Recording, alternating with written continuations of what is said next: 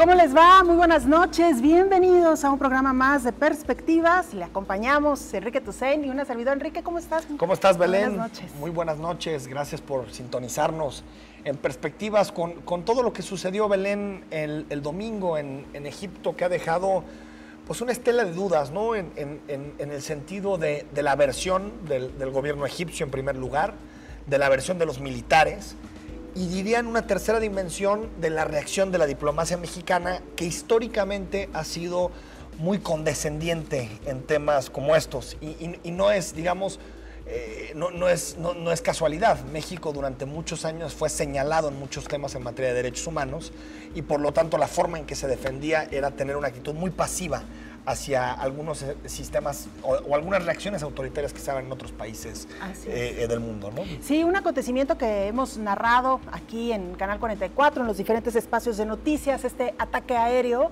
que perpetran fuerzas del gobierno egipcio contra un convoy en el que viajaban turistas, entre ellos varios mexicanos, uno de ellos al menos jalisciense, un hombre que se dedicaba particularmente a la música, a la protección de los derechos de los indígenas, se decía que era un chamán y que lamentablemente muere en este ataque. Y como ya lo mencionabas, Enrique, la lectura posterior de la reacción del gobierno mexicano desde el ámbito diplomático en este ataque. Hay quienes sugieren que el gobierno reaccionó con rapidez, sin embargo, quizá hasta cierto punto de una manera falta tibia, contundencia, ¿no? Exacto. Yo diría que hay que analizarlo desde dos puntos de vista, Belén. La primera es lo creíble que nos resulta la historia de que fue por mala suerte, fue por error. Es decir, estamos hablando de una agencia de viajes que organiza precisamente en ese espacio de Egipto, año a año, ciertas excursiones para conocer una especie de oasis, ¿no?, que existe en esa zona. Es decir, que no es la primera vez que incursionan. Y ahora, de forma, digamos, lamentable, se les confunde con terroristas por ser una zona relacionada con el Estado Islámico. Sin embargo, yo creo que la idea o el argumento de que fue por error a mí me parece poco convincente de entrada. Es decir, tendría que haber más hipótesis sobre la mesa, no solo que fue por error. Y segunda, tienes en la diplomacia mexicana distintas herramientas para reaccionar. Una es, creo que la más suavecita, que es exigir que el gobierno egipcio rinda cuentas. Tienes una segunda, que es la condena explícita. Tienes una tercera, que sería la petición de que se forme una comisión multilateral para investigar este tema. Y tendrías una cuarta, que sería la suspensión de relaciones. Y una quinta, que es la ruptura, ¿no? Estas son como la baraja que tienes para reaccionar. Y creo que en México siempre nos vamos por la primera, cuando hay que decirlo, Belén, el objetivo fundamental de la política exterior mexicana, el objetivo número uno, es la protección de la vida de los mexicanos. Es la primera. Es decir, se está vulnerando lo que es el principal objetivo y el principio de la diplomacia mexicana, y eso no amerita una reacción mayor. Por lo menos a mí me quedan dudas y ciertas dudas también en el sentido de si México no estará reaccionando así porque tiene miedo a que en un futuro con casos similares se le juzgue de la misma manera. Es decir, no estará protegiéndose internamente para que en caso de que algún turista pueda tener algún accidente con los militares, con la Policía Federal, no se le juzgue con el mismo criterio. Porque a mí se me hace muy raro que sucedan cosas de este tipo y que la diplomacia mexicana reaccione con tanta timidez. Sí, totalmente de acuerdo, Enrique, y quizá por ahí va pues este cuidado que ha tenido el gobierno mexicano de solamente pedir una investigación y no, digamos, medidas mucho más contundentes como ya lo señalabas. Por lo pronto, bueno, pues seguimos el caso, una tragedia sin duda alguna para los familiares de las víctimas, para las personas que resultaron heridas y que permanecen internadas en hospitales de El Cairo y bueno, pues en una situación también como un país como Egipto, Enrique, ahí está el tema.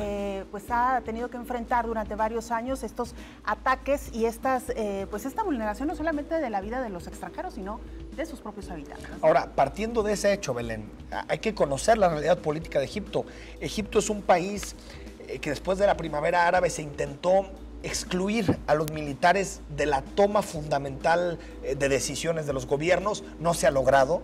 El ejército en Egipto es poderosísimo, el ejército es el poder detrás del trono, es el principal aliado de Estados Unidos en la región, es el factor de estabilización. Es decir, ¿cómo podemos creer o cómo se puede pedir una investigación al gobierno egipcio cuando sabemos que el fuero militar en Egipto no tiene ningún contrapeso? Que no importa si se matan civiles, de todos modos se va a juzgar en tribunales militares. Es decir, pedir una investigación en este contexto se me hace que es una reacción muy tímida del gobierno mexicano y también nos hace pensar que la diplomacia mexicana se está quedando demasiado, ¿cómo se puede decir? Demasiado vieja para los objetivos y para los retos que hay en el siglo XXI, que son mucho mayores que esto, porque me decían muchos, yo puse esto en Twitter, que México debía de comenzar un proceso de suspensión.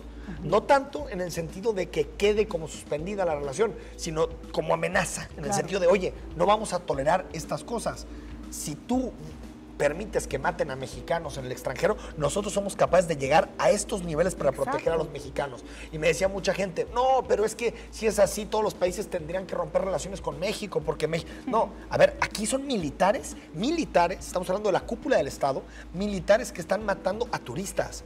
Que me prueben los militares que han matado a turistas en México. Y si ha habido uno, que seguro ha habido un par, 2, 3 casos, si ha habido... Creo que sí amerita una suspensión de relaciones. No una ruptura total, pero sí una suspensión de relaciones mientras se investiga el caso y mientras se llega a las últimas consecuencias del asunto, ¿no? Claro, y sin duda alguna un primer caso para la pues casi recién nombrada responsable de la diplomacia en nuestro país, Claudia Ruiz Massieu, la secretaria de Relaciones Exteriores, que sin duda alguna tendrá una muy buena prueba de fuego en este caso que ahora tiene en sus manos y que tendrá que dar seguimiento. Y como ya lo decías, Enrique, preocupante la investigación, porque efectivamente juez y parte los militares. Aunque sea que el presidente Enrique Peña Nieto dijera una comisión multilateral donde participen Naciones Unidas, donde participen distintos países y en los que realmente se pueda saber qué sucedió la tarde del domingo en Egipto, ¿no? Así es. Bueno, pues todo un caso y por supuesto le daremos seguimiento. Tenemos que regresar también a temas de la localidad, que hay muchos, Enrique. Sí. En la cuenta regresiva estamos ya a poco más de 2 semanas de que los nuevos alcaldes en nuestro estado rindan protesta. El foco centrado en la zona metropolitana de Guadalajara, donde se ha dado un tránsito interesante, ¿no? Movimiento Ciudadano llegará a gobernar varios de estos municipios, pero interesante lo que han dicho algunos estudios recientes respecto al trabajo que han hecho los presidentes municipales que ya van de salida, ¿no? Bueno, la buena noticia para los habitantes de la zona metropolitana es que a los alcaldes actuales les quedan prácticamente 15 días para dejar la oficina. Yo digo buena noticia, Belén, porque... enséñenme un dato, un indicador que nos pueda decir que los alcaldes metropolitanos, quien sea, Ramiro Hernández, Héctor Robles, Ismael del Toro, Alfredo Barba, Jorge Arana, cualquiera de los 5 que me puedan decir que estos alcaldes resultaron exitosos en sus gestiones. No vemos ninguno, ¿eh? Y es preocupante, Belén, porque ellos llegaron con problemas determinados, problemas muy enfocados, y esos problemas siguen existiendo. Revisando los datos de Jalisco como vamos, nos damos cuenta que, por ejemplo, estos alcaldes llegaron con el problema de la seguridad como el problema número 1 y se van con el problema de la seguridad como el número 1. Se van con un señalamiento directo de la deficiencia y de la falta de calidad de los servicios públicos. Se van con el mismo problema y la ciudadanía prácticamente no ve ningún movimiento en esta materia. Y vemos los informes de los alcaldes y lo que te das cuenta, lo que ves ahí, es que los informes de los alcaldes son datos, indicadores que la ciudadanía no le dicen nada, no se comparan, no hay realmente práctica, no digo autocrítica, no hay ni siquiera un esbozo de señalar los problemas de la ciudadanía en sus indicadores. Claro. ¿Tú escuchaste a Héctor Robles hablar de los 400,000 pobres que hay en Zapopan? ¿O que Tlajomulco se está convirtiendo en el municipio más desigual de la zona metropolitana de Guadalajara? ¿O los casos de corrupción que asolaron al gobierno de Ramiro Hernández durante la administración en Guadalajara? La violación de los derechos humanos y del cuidado de los ciudadanos cometidos a manos de policías, digamos, claro, que también un caso... Tonalá hay una nómina llena de parientes cercanos al alcalde Jorge Arana, es decir, creo que es muy complicado decir que bajo esta administración, a estas administraciones municipales realmente se avanzó. Estamos hablando casi de que todos fracasaron y por eso incluso la aprobación que tienen es bajísima en todos los estudios de opinión, los 5 alcaldes más importantes de la zona metropolitana de Guadalajara, y también, Belén, como un debate. Tenemos que hacer algo con estos informes. Ya no sirven para nada, Belén. No sirven para nada porque, como bien lo decías, es una retahíla de cifras, de frases hechas que los ciudadanos, como lo mencionabas, no entienden, y sí tendría que haber una manera de evaluar de una forma mucho más concreta y efectiva a los gobiernos. No sé si lo tengan que hacer despachos externos, internos, pero lo que sí estoy segura es que tiene que ser gente especializada, que se dedique a hacer mediciones efectivas, que sí nos digan realmente si han avanzado o no las autoridades en el combate pues, de los principales problemas que dejan a la población. O sea, muchos cambios, ¿no? Uno, se tienen que acabar, Belén, y ojalá estos nuevos alcaldes que llegan hagan algo al respecto, se tienen que acabar estos informes realmente amurallados, ¿no? En los que los alcaldes se amotinan, ¿no? Al interior de los ayuntamientos sin rendir cuentas. Fíjate qué paradoja, ¿no? Un ejercicio de rendición de cuentas que supuestamente tendría que ser regido por, digamos, la democracia y porque los ciudadanos se puedan acercar a sus autoridades, claro. Al final está totalmente blindado, nadie se puede acercar al ejercicio de rendición de cuentas que tienen, la oposición ni siquiera es capaz de hacer planteamientos claros para poder criticar y cuestionar al alcalde en turno. Yo creo que este modelo se agotó. Si alguna vez tuvo sentido en un modelo autoritario, lo puedo entender, pero creo que el modelo ahorita, este modelo de rendición de cuentas, no le dice nada a prácticamente ningún ciudadano. Veremos qué aires nos traen los próximos alcaldes, si realmente están interesados en implementar o instaurar una forma distinta de medición de lo que vayan ejecutando a lo largo de su gobierno. Y otra cosa, Enrique, me parece que los alcaldes entrantes tienen que tener muy claro que si bien es verdad, los ciudadanos les dieron un voto de confianza, ese mismo voto de confianza se puede agotar, lo vemos en estos resultados de las diferentes encuestas, donde los ciudadanos han sido muy contundentes al evaluar a sus autoridades, ¿no? Sí, no, queda clarísimo. Hay que decir que la mayoría de los municipios que rindieron su informe van a tener cambio de autoridades, es decir, creo que nada más Tonalá y Tlajomulco fueron los únicos municipios que refrendaron al mismo partido, y en Tlajomulco sí fue una ventaja amplia, pero en Tonalá fue una ventaja mínima para para cómo se solía ganar el municipio de Tonalá. Yo no he escuchado, no sé si tú, Belén, lo hayas hecho, yo no he escuchado de ningún alcalde electo que vaya a reformar este modelo de rendición de cuentas. Hasta donde sé, no.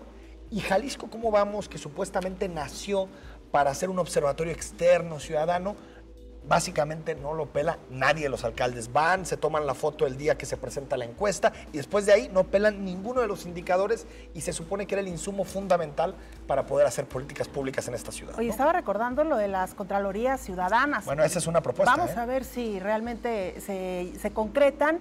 Y Enrique, ya no nos da el tiempo, pero me parece que valdría la pena también revisar cómo les dejan las arcas a los próximos alcaldes, y ojalá, esperamos que las próximas autoridades no tomen esto como pretexto para justificar a lo largo de 3 años que no les dejaron dinero, que les dejaron administraciones totalmente quebradas y que por consiguiente pues poco se puede hacer. Pretexto, ¿no? Será, Yo creo que el pretexto va a ser, ojalá no les dure más de un año el pretexto. Esperemos que sean lo suficientemente creativos y eficientes, ¿no? Para aún en medio de estas circunstancias poder llevar a cabo gobiernos eficientes, que es lo que estamos pidiendo los tapatíos. Enrique, tiempo de hacer nuestra primera pausa. Ya está aquí nuestro primer invitado, vamos a hablar de economía, usted no se vaya.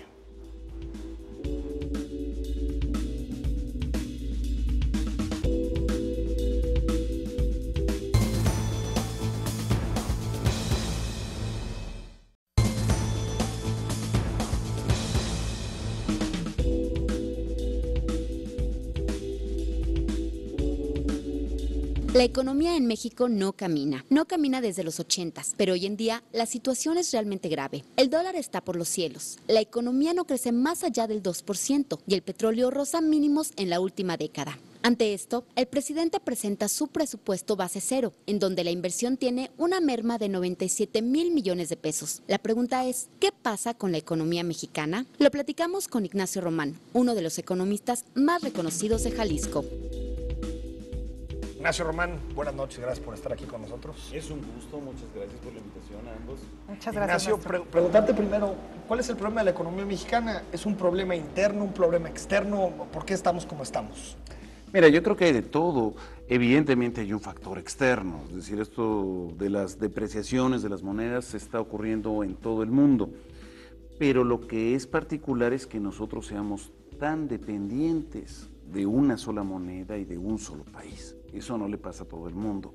Entonces también es un factor interno lo que pasa de manera externa, curiosamente. Es decir, ¿por qué nos volvimos tan extremadamente dependientes de lo que pase con Estados Unidos, más que hace 30, 40 o 50 años? En términos, doctor Román, del dólar, que yo creo que es un tema interesante, yo soy de los que cree que hay peores indicadores que el tipo de cambio y nuestra relación con el dólar. ¿Es tan malo que el dólar esté a estos niveles? ¿Cómo nos perjudica en términos reales? Y si eso no podría ser, por ejemplo, doctor, una motivación para transformar el mercado interno como un motor de crecimiento, por ejemplo. La moneda siempre es un factor que su paridad va a beneficiar a unos y va a perjudicar a otros, siempre. Si nosotros pensamos en los maquiladores de exportación, pues les beneficia. Si nosotros pensamos en las familias receptoras de divisas que tienen familiares en el exterior, les conviene. Claro. Pero si nosotros pensamos en términos generales en la enorme dependencia que tenemos de consumo de bienes importados, en algún momento tendrá que afectar inflación. Y en algún momento tendrá... Pero no se está viendo esa inflación. No, porque la lógica que se está haciendo ahorita es recogemos dinero constantemente. Cada que el Banco de México lanza una oferta de subasta de 200 millones de dólares, se está retirando 3.300 millones de pesos del mercado. Son 3.300 millones de pesos menos, hace que haya menos dinero en la economía, y si hay menos dinero, no hay ventas, y si no hay ventas, es mucho más difícil que haya inflación. Claro. Maestro, ¿qué tanto la economía mexicana continúa dependiendo en gran medida del precio del petróleo? Se decía anteriormente que dependíamos pues principalmente del... las divisas, pero también de la venta del petróleo. Le pregunto esto porque hay una propuesta que algunos economistas han estado planteando de la liberalización del precio de la gasolina. De hecho, se va a hacer. 2016. Y se cruza también pues con esta promesa, ¿no?, que hicieron las autoridades mexicanas con las reformas en el sentido de que la gasolina tenderá a bajar paulatinamente en los próximos años. Bajará y subirá de acuerdo a condiciones del mercado, y eso, por un lado, tendrá un efecto evidentemente positivo cuando el precio internacional del petróleo sea bajo, y tendrá un efecto negativo cuando suba el precio del petróleo. Pero en todo caso, a nivel de país es un problema. Cuando se dice es que se despetrolizó el presupuesto público, pues sí, si me bajan mi salario a la mitad, pues entonces dependo menos de ese salario, pero eso no es ninguna también, claro, garantía. Por eso se está planteando un recorte del gasto público para el año que entra, y por eso, por mucho que el gobierno diga que no habrá nuevo endeudamiento, la generación de bonos financieros bursátiles en sectores como energía o como educación claro, es finalmente, podemos llamarle o no llamarle deuda, pero implica generar un proceso de renta de largo plazo, de utilización de los recursos públicos para estar pagando esa renta por la inversión que se pueda hacer ahora en energía o en educación. Ahora, doctor, en el decálogo de Enrique Peña Nieto, en su informe de gobierno, dijo, será momento de apostar por austeridad y nos vamos a apretar el cinturón a partir de ahora. ¿Eso realmente es el nuevo presupuesto, el presupuesto 2016? Bueno, lo que han manejado, digamos, quienes han estudiado más en detalle el presupuesto, es que no es tanto. Realmente el descenso del 3.8% se maneja en términos reales, es decir, descontando inflación, pero eso no quiere decir que en términos de monto absoluto se esté reduciendo en 3.8%. Por otro lado, si estamos manejando estos esquemas público-privados de manera amplia, aun cuando se reduzca 25% el presupuesto, por ejemplo, en la Secretaría de Comunicaciones, no quiere decir que haya una reducción de 25% en la inversión, sino que ahora se buscarán los mecanismos de alianza con el sector privado. Con todo lo que implica Casablanca, los problemas, ¿no?, que hemos tenido con Grupo IGA, es decir, OHL, más complicado, OHL, ¿no? Digo, Grupo San Román, hay Exacto, muchísimos al respecto. Y bueno, sigue el proyecto del aeropuerto de la Ciudad de México, que es el más grande de la lógica de infraestructura, y pues quisiera ver la transparencia y los grupos constructores que van a estar interviniendo ahí. 190,000 millones de pesos, poca cosa. Justamente. Maestro, digamos que más allá de los números macroeconómicos y de estos temas que tienen un impacto obviamente en la economía mexicana, la pregunta es ya más dirigida, digamos, al bolsillo del mexicano. Evidentemente ya estamos viendo las repercusiones que ha tenido el incremento en el precio del dólar, pero también hay otros indicadores que afectan la economía, la inflación, el incremento en el precio de los productos de la canasta básica. ¿Cuál es digamos, la perspectiva que se tiene para los próximos meses? A ver, hay tres cuestiones. Uno, en cuanto a lo que es canasta básica, bueno, la inflación tiene dos grandes componentes, lo que llaman la subyacente y la no subyacente. La subyacente es la que tiene que ver con el mercado, la no subyacente la que depende de factores estacionales o los precios que fija el gobierno. Esa inflación tenderá a ser menor. ¿Por qué? Porque los precios de los que llaman commodities, de las materias primas, de los bienes básicos a nivel internacional, ahorita están tendiendo a bajar. Claro. Eso es lo que ha jalado, de hecho, un poquito la inflación a la baja. Y en ese sentido puede controlarse durante un determinado tiempo. Un segundo factor es justamente la política ultraortodoxa de Banco de México, de decir no soltamos más dinero, y lo que decíamos hace rato, si no hay dinero, pues también es más difícil que haya inflación. Puede haber un repunte hacia fines de año. ¿Por qué? Porque hay más dinero, porque están los aguinaldos, porque están las ventas de fin de año, y además porque se está impulsando más el consumo a crédito. Y eso yo también lo veo muy peligroso, porque a corto plazo se mantiene el consumo con tasa de inflación baja, pero al mismo tiempo estamos aumentando el nivel de endeudamiento de los hogares, y eso es un problema severo. Y la otra cuestión que creo que es muy importante, aun cuando la inflación no se bote, creo que hay un problema muy fuerte. Las contrataciones, el empleo es cada vez a niveles salariales más bajos. Entonces, ¿qué es lo que ocurre? Cuando los precios estaban subiendo a lo bestia, digamos, en los años 80, yo digo, no es culpa mía, es culpa del gobierno, del mundo, de las empresas, de lo que sea, pero no es mi responsabilidad. En cambio ahora, con la baja en los niveles salariales y de ingreso de la población en general, lo que se puede hacer de parte de autoridades, empresas, organismos internacionales, es decir, es que no eres productivo, es que es tu culpa, es que en realidad lo que estudiaste no sirve de acuerdo al mercado. Claro. Y eso es muy grave porque termina afectando, yo diría, hasta la autoestima, hasta la dignidad misma de la población. Doctor, dos elementos que supuestamente podrían ser positivos de este contexto. Uno, nuestras exportaciones serían más competitivas. Eso sería, digamos, una hipótesis ante la depreciación de nuestra moneda. Y la segunda, serían también más competitivos nuestros productos a nivel local, porque las importaciones crecerían de precio. Parece que ninguna de las dos se está dando realmente en materia de crecimiento económico o como impacto de crecimiento económico. ¿Qué está pasando? ¿Por qué no estamos siendo más competitivos? Es posible, bueno, realmente son pocos meses que llevamos con este proceso, digamos, tan intenso. Las exportaciones maquiladoras es posible que sí aumenten, las exportaciones automotrices, las exportaciones microelectrónicas, porque bueno, finalmente ahí ya tenemos niveles salariales muy bajos, tenemos alta permisibilidad ambiental y al mismo tiempo pues tenemos la vecindad con los Estados Unidos. Entonces ahí puede aumentar en alguna medida empleo y en alguna medida niveles de exportación, pero al mismo tiempo tenemos una pérdida, digamos, en el poder adquisitivo de los productos importados. En cuanto a los productos competitivos, es decir, yo compro chocolate mexicano o chocolate gringo y ahora si sube más el chocolate gringo, pues lo cambio por chocolate mexicano. Me parece que sí se puede dar, pero tenemos un problema muy severo.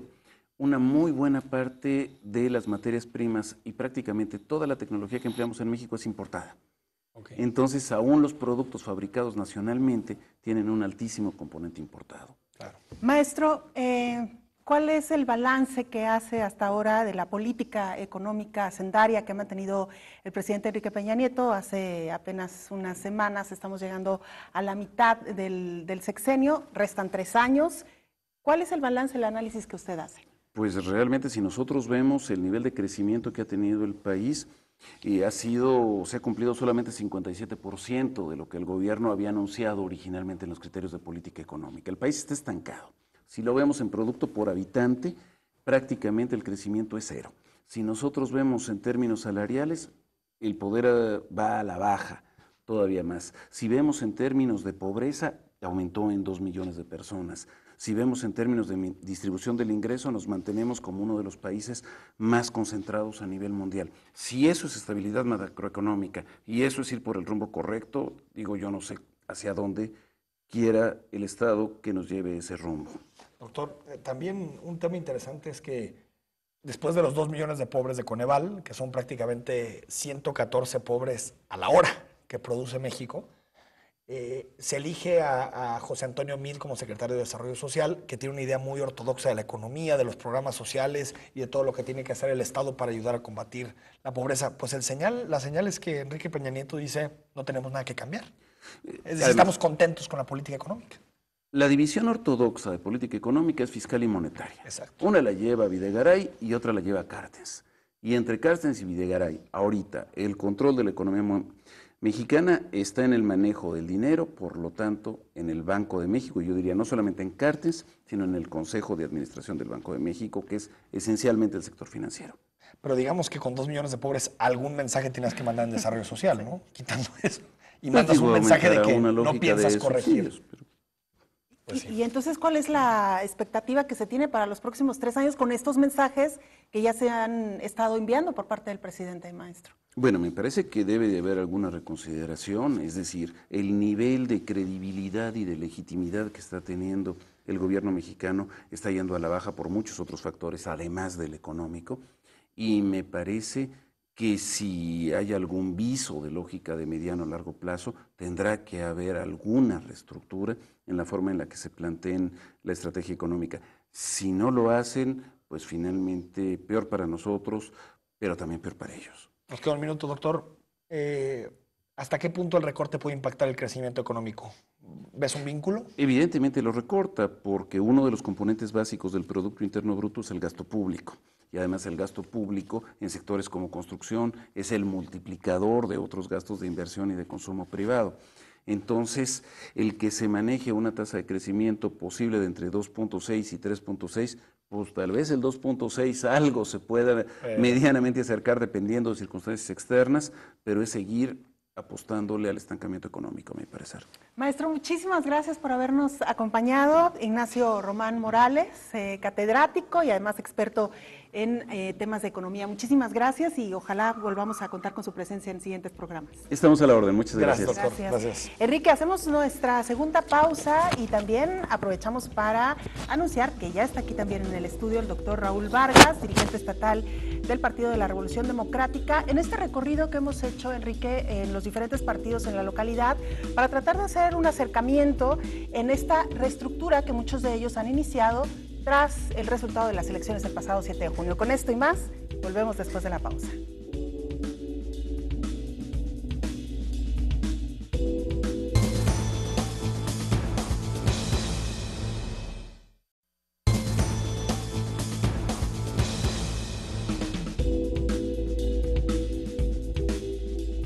Estamos de vuelta en Perspectivas y Belén, dentro del repaso que hemos hecho de los partidos políticos, nos falta uno de los 3 partidos políticos más importantes de este país, el partido político más representativo de la izquierda, el Partido de la Revolución Democrática, y tenemos a su presidente, a Raúl Vargas. Vamos a platicar con él, pero antes vamos a conocer su semblanza, un poco de su trayectoria política. Raúl Vargas es el presidente del PRD en Jalisco, médico de profesión y un apasionado lector. El doctor Vargas ha tenido que enfrentar una de las coyunturas electorales más difíciles para el Sol Azteca. El partido obtuvo 4% en la última elección, pero a nivel metropolitano confirmó su alejamiento de los votantes. Ante estos resultados, el PRD ha decidido renovarse a nivel local y nacional. Raúl Vargas, quien ha sido diputado y candidato a gobernador y con una vasta trayectoria universitaria, será uno de los personajes fundamentales para entender el éxito o el fracaso de este proceso de renovación. Doctor Raúl Vargas, buenas tardes, gracias por estar aquí con nosotros. Belén, Enrique, gracias por esta importante invitación, un gusto estar con ustedes. Bueno, ya habíamos, no había estado aquí con nosotros, doctor, pero lo tuvimos una vez por teléfono. Exacto, de hecho, no sé si fue el segundo primero o el programa. segundo programa, casi fue el padrino, casi. Un incidente me impidió, pero aquí Yo sé estoy. que sí, doctor, muchas gracias. Aquí estoy. ¿Por dónde se tiene que iniciar la renovación, doctor? Por lo fundamental, por las bases. Por las bases y escuchando. No hay de otra, el resultado fue brutal, así lo hemos reconocido, a nadie dejó conformes y desde luego buscar la contextualización a la que todo el mundo acude, el rechazo a los partidos convencionales y que este rechazo fue parejo para todos, unos más y otros menos, no es lo nuestro, Belén. Lo nuestro es reconocer de manera autocrítica que no hemos hecho las cosas bien, que también nos sucedieron incidentes muy importantes previo al proceso electoral, el asunto de Iguala, la separación de militantes distinguidos, entre ellos miembros que habían sido fundadores de este importante instituto político, el ingeniero Cuauhtémoc Cárdenas. Así llegamos a la elección en una situación en la que, por otro lado, de inmediato nos dimos cuenta de que, a pesar de tener buenas candidatas y buenos candidatos, no lográbamos comunicar lo que estos a lo largo de su recorrido por las calles, con sus propuestas y que incluso con ideas muy creativas, particularmente de las de las candidatas, percibíamos durante la campaña misma que no nos pelaba el alejamiento, ¿no? No nos pelaban en una palabra, para decirlo así de manera muy coloquial, o nos hacían caso, no como nosotros hubiéramos esperado. Claro. ¿Tú te imaginas, Belén, tener a un candidato como Enrique Velázquez o como Celia Fausto, que semanas antes el ITESO los había reconocido como los mejores diputados, como la mejor fracción, y luego el partido empeñado en decirle eso a los ciudadanos en el propio proceso de elección, y luego darte cuenta que esto no le interesaba al ciudadano, no tenía eco, ¿no? Claro. No tenía eco, y es lo que nos estamos preguntando de manera reiterada. ¿Qué nos pasó? ¿Qué nos pasó? Y de esta manera traemos una convocatoria que tenemos ya semanas metidos en el debate interno del partido, convocados por la dirigencia nacional, a hacer de este mal resultado una oportunidad para la renovación del partido. Una renovación que no tiene plazo, que si bien la discusión para efectos prácticos en el Estado, en Jalisco, concluyó este sábado pasado, tendrá que seguir. Habrá un congreso este jueves 17, y todo el fin de semana estaremos en la Ciudad de México convocados a nivel nacional con el mismo tema. Un congreso de renovación de lo que el partido no debe seguir haciendo, y aquello que hizo mal, recomponerlo y hacer una serie de replanteamientos, incluso en algo esencial en todo partido político, en lo que comunica, cómo lo comunica.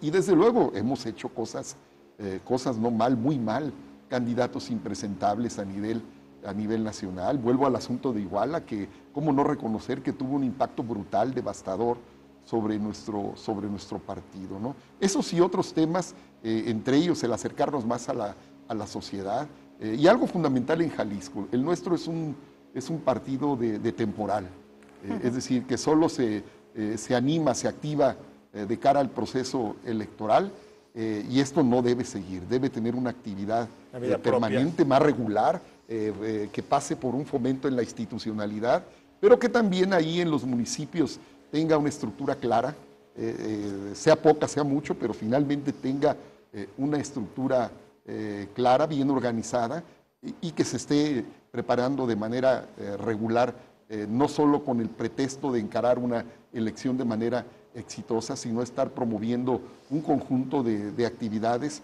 que nosotros estimamos del partido, que nuestro partido tiene mucho que decir porque ha hecho bastantes cosas positivas en lo local, en lo nacional. Cuando otros hablan apenas de equidad de género, nosotros prácticamente desde nuestra fundación está en nuestros estatutos. Cuando hablamos de derechos de terceros, de derechos fundamentales, y hablan ahora con tanta naturalidad de la normalidad jurídica entre dos personas del mismo sexo que quieren casarse, nosotros esto lo promovemos prácticamente desde el origen mismo del partido. La interrupción misma del embarazo, Enrique, al que le sacan otros partidos, interrumpir el embarazo es una tragedia. Ahora, doctor, aunque la crítica perdón, Enrique, es una tragedia para cualquiera mujer que lo está pensando, y una tragedia que exponencialmente es más grave porque se criminaliza aquí en Jalisco, y todavía más, Belén, nosotros derogamos en la legislatura de la que fui parte por iniciativa nuestra, de que esta criminalización estaba agravada por la mala fama de las mujeres. Hazme el favor, Belén, así decía el Código Penal de Jalisco, que si una mujer interrumpía el embarazo y aparte tenía mala fama, por ese solo hecho iba a tener una mayor penalización de lo que está todavía grabado en el Código Penal. Eso, desde luego, cuando hablamos de estos temas no significa que sean los fundamentales o que sean los más importantes, pero te hablo, Belén, Enrique, de temas que otros no solo no le entran, le sacan, porque a otros partidos sí ven en su posición un aspecto de rentabilidad electoral. Perdón. Ahora, nada más le quería decir, doctor Vargas, que yo creo que una de las cosas que más daño le hizo al PRD, no sé si opina lo mismo, tanto a nivel nacional como a nivel estatal, es estar muy cerca del PRI. Es decir, que no se vio como realmente un partido de oposición en muchos temas. Y, por ejemplo, doctor, y lo hemos platicado un par de veces en otros espacios, la campaña que hicieron a media elección, digamos, de atacar a uno de los candidatos para favorecer los intereses del PRI. ¿No cree, doctor, que más que estos temas, que creo que todos le reconocemos al PRD estos temas, ¿no cree que tiene que ver con los otros, con su papel de oposición? Bueno, creo que si acudes a la serie de testimonios y el ejercicio de la crítica del presidente del partido hacia el PRI y su forma de gobernar, por todos lados, Enrique, encontrarás que si fue el asunto de las villas panamericanas en su oportunidad, si te vas al asunto de Chalacatepec, si te vas al asunto de la presa El Zapotillo y por qué se detuvo la cortina en los metros en los que se encuentra, fue por el Partido de la Revolución Democrática y sus representantes. Si te refieres a una campaña que buscaba ubicar en su contexto al candidato de Movimiento Ciudadano y su vínculo con panistas, pues tú dime si mentíamos, Enrique. Y te invito a que me digas en este momento... No, lo que digo es que no sé si el PRD es el que tenía que hacer eso. Yo te invito a que nos digas si lo que estábamos diciendo eran mentiras, ¿no? Cuando en el propio proceso electoral y ahora que los vemos que van a gobernar juntos, no solo el tiempo nos dio la razón, sino que en el proceso mismo advertíamos tenerla, ¿no? Y por otro lado, al presidente de este partido, que soy yo, no le podrás decir que fue una crítica de temporal. No, yo he sido un crítico de la forma de conducirse del líder de Movimiento Ciudadano, pero bueno, no vengo a eso, no vengo a eso porque de eso me he ocupado bastante, pero bueno, contesto eso porque no podrás decir, no, doctor, a usted se le ocurrió ahí por hacerle la chamba al PRI en un momento. No, Enrique, todo tengo menos palero y todo tengo que se me haya ocurrido cuando lo mío ha sido esto que aquí estoy diciendo, ¿no? Oiga, doctor, en este ejercicio de autocrítica y de autorrenovación al interior del PRD, ¿qué tanto han reflexionado sobre la fragmentación de la izquierda? Es un fenómeno que hemos venido viendo a lo largo de los últimos años y que incluso en México, pero que en otros países han hecho precisamente un esfuerzo por aglutinar de nueva cuenta a la izquierda. Quisiera mencionar, por ejemplo, el caso exitoso en Uruguay, ¿no? Donde a raíz de este aglutinamiento nuevamente, pues se dan triunfos. En el caso de México y particularmente de Jalisco, ¿cómo anda la izquierda en nuestro país de fragmentada y qué tanto hay que entrarle a este ejercicio de volver a pegar las piezas, que por ahí incluso algunos se han ido a otros partidos, ¿no? Mira, Belén, el tema de la izquierda, yo prefiero llamarle las izquierdas. De hecho, los estudiosos del tema así le llaman. La izquierda en el mundo no es única, es decir, son únicas, incluso al interior del partido, con todas sus complicaciones, hay muchas tendencias de cómo vemos al país y cómo argumentamos frente a los principales problemas del Estado y del país. Por eso yo prefiero llamarle las izquierdas, ¿no?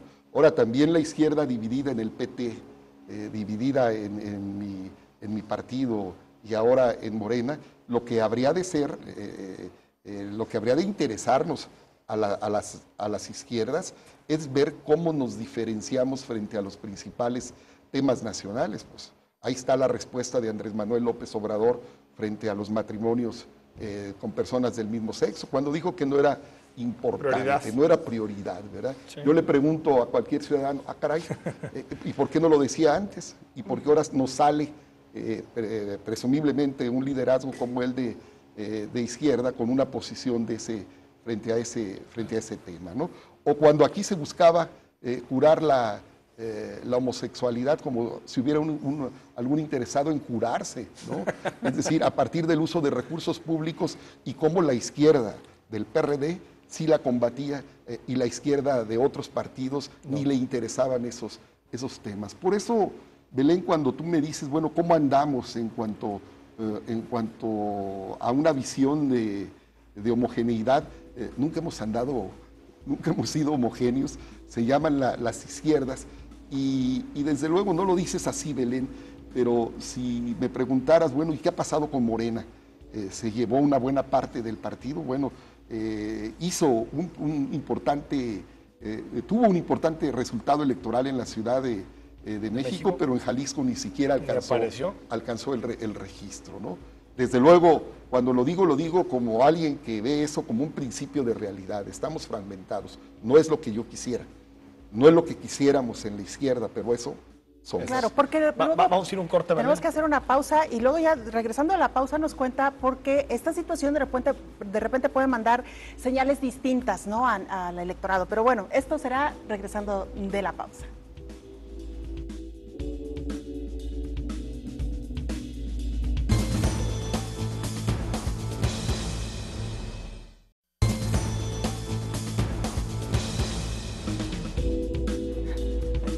Sí, regreso. Estamos de vuelta en Perspectivas. Y bueno, como siempre, Belén, le pasamos el micrófono a los que más saben de estos temas, a los académicos universitarios. Y ahora vamos a escuchar al doctor Jaime Tamayo, que le tiene una pregunta al doctor Raúl Vargas.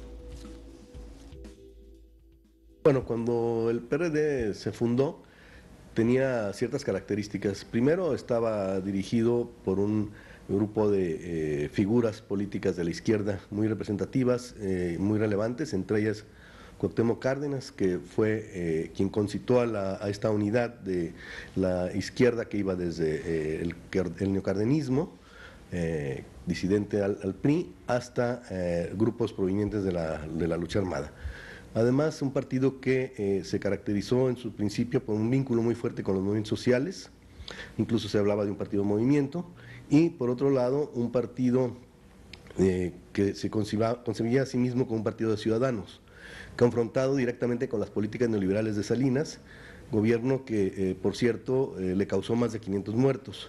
Hoy encontramos ese partido en las antípodas, dirigido por un grupo marcado desde sus orígenes por el colaboracionismo y la traición, provenientes del Partido Socialista de los Trabajadores, el PST, un partido que ha colaborado en las grandes contrarreformas de la derecha autoritaria, hoy el PRI, encabezadas por Peña Nieto, y un partido que además ha perdido a la mayor parte de sus líderes importantes.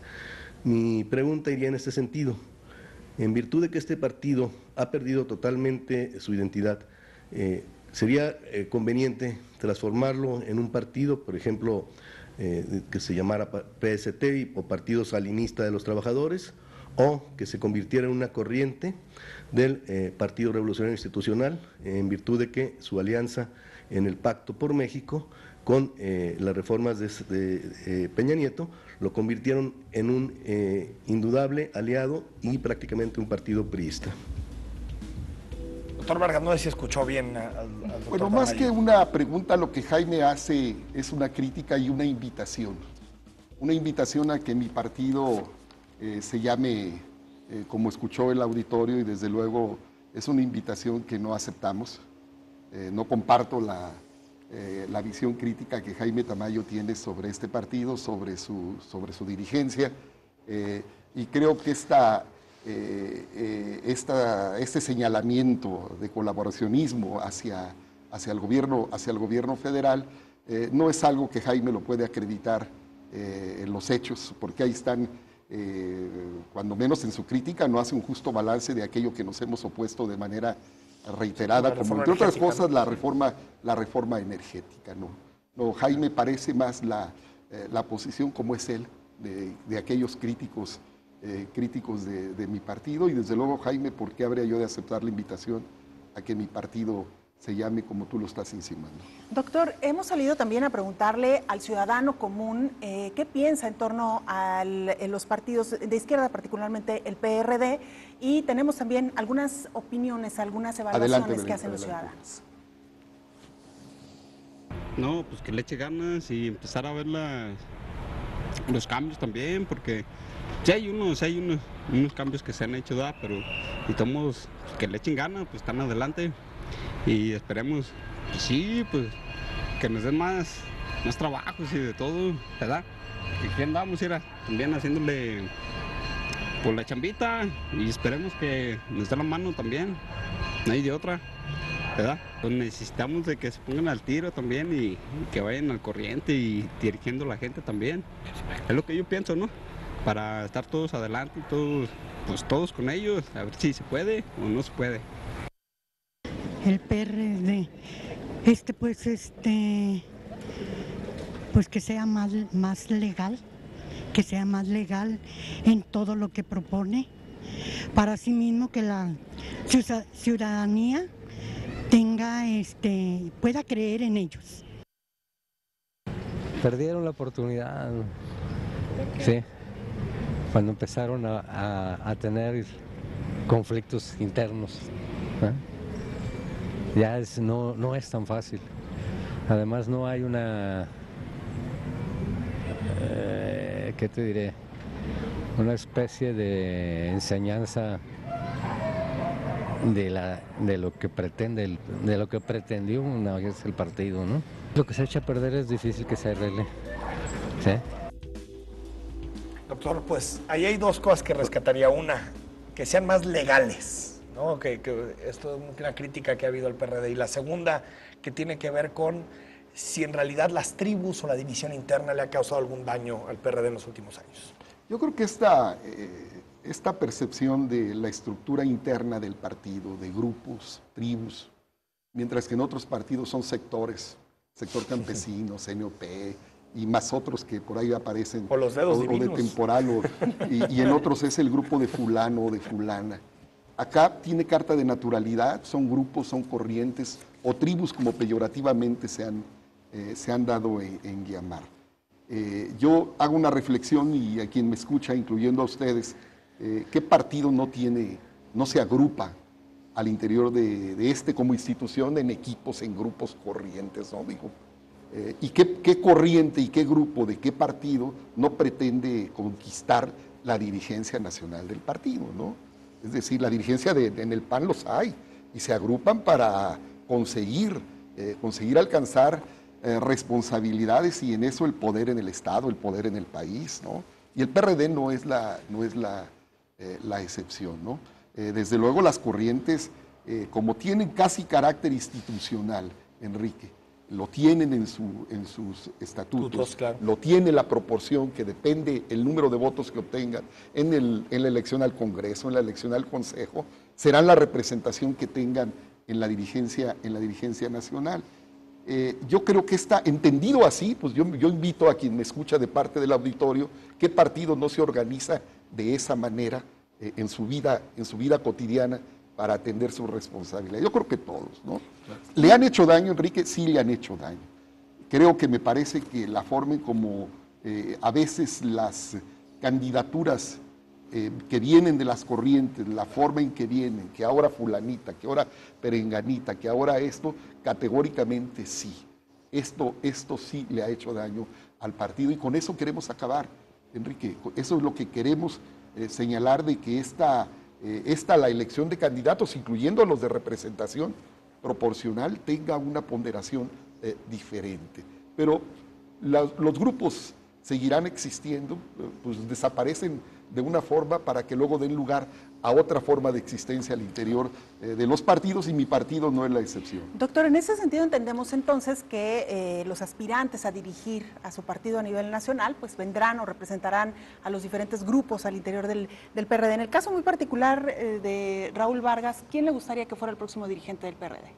Bueno, yo creo que entre Agustín Basabe y Fernando Belauzarán, entre otros, me parece que está representado así como, por un lado, un hombre de izquierda conceptuoso como es Agustín Basabe, afiliado recientemente al partido, no vinculado, cuando menos de manera estrecha, con ninguna corriente, podría ser una oportunidad diferente para el partido a nivel nacional.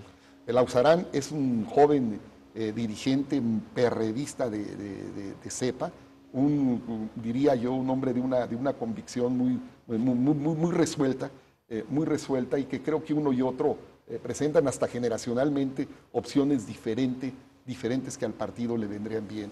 Desde luego hay otros, ¿no? Y yo me refiero solo por razones de tiempo a ellos dos. Y creo que los tres que están compitiendo, Belauzarán, Zoé Robledo y Agustín, creo que sí rompen la lógica de las cuotas.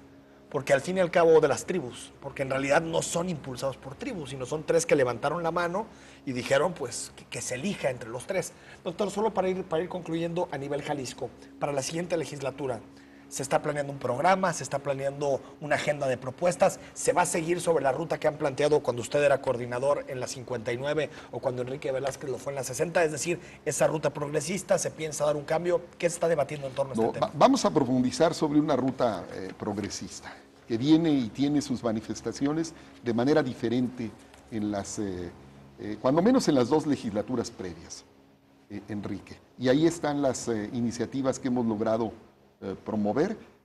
Saúl y Mónica Almeida, que serán nuestros próximos... ¿Están convencidos? Saúl Gálvez, no están convencidos, están trabajando y pronto daremos a conocer esta agenda que tiene ese carácter progresista, de izquierda, que retomará todo aquello que Celia Fausto y Enrique Velázquez hayan dejado pendiente para seguirnos caracterizando en el Congreso como lo que somos, una bancada de izquierda y una bancada de oposición. Y en este sentido, doctor, y volviendo un poco al tema de la reestructura, del reencauzar el camino del PRD, ¿qué tanto estarán dispuestos a continuar con las alianzas, por ejemplo, como lo han hecho en elecciones con el PAN? ¿O qué tanto van a tratar ya de trabajar exclusivamente al interior del PRD con los perredistas? Mira, Belén, decía Porfirio Muñoz Ledo, las alianzas son alianzas. Nada tiene que ver con que un partido se mezcle con el otro y así hay que verlas. Es decir, me parece que esto sucede en el mundo político en todos lados. Faltan 20 para las 12, así como para decir con estos iremos y con estos no iremos, no me parece que le venga bien al momento político que vivimos. Pero aún así, el aspecto de las alianzas, estas en mi partido jamás las hemos descartado, las tendremos presentes porque la política es eso. Para hacer posible lo que uno y otro buscamos, hay que aliarnos. Es decir, el Frente de Izquierdas no está descartado. No está descartado, claro que no. Bueno, claro que no. Doctor, pues nos estamos despidiendo. Muchísimas gracias por habernos acompañado. Fue un gusto charlar con usted esta noche en Perspectivas. Muchas gracias, Enrique. Gracias por esta invitación y esta oportunidad. Muchas gracias. La charla con el doctor Raúl Vargas, dirigente estatal del Partido de la Revolución Democrática. Enrique, muchas gracias. Nos vemos, Belén. Nos vemos en la próxima emisión de Perspectivas. Gracias a usted que nos siguió por Canal 44 y también a quienes nos escuchan por Radio Universidad de Guadalajara. Buenas noches.